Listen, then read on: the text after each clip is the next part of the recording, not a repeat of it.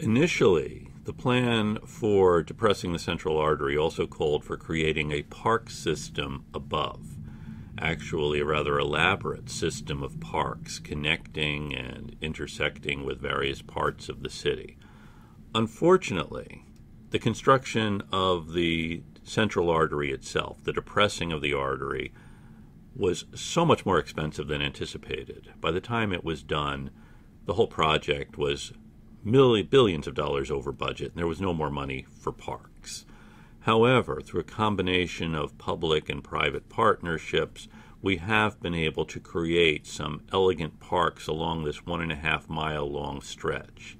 The old central artery, built in the 1950s, the ugly green monstrosity, was actually named for John Fitzgerald, mayor of Boston in the early years of the 20th century.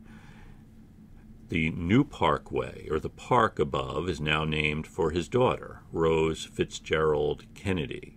She married Joseph P. Kennedy in 1914, and her one son became President of the United States, and another, Senator Edward Kennedy, was the senator from Massachusetts, who in many ways was responsible for the federal government funding this massive project.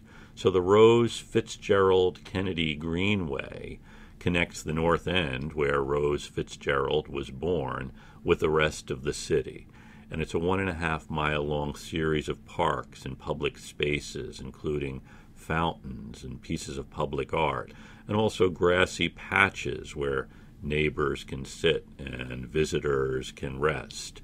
And there's also one of the country's most beautiful carousels just adjacent to the North End and to Faneuil Hall Quincy Market, hand-painted animals representing different wildlife you might find in the greater Boston area, whales and seals and ducks and other kinds of birds, turning what had been an ugly stretch of roadway filled with angry, frustrated commuters and travelers into an elegant greenway connecting different parts of the city.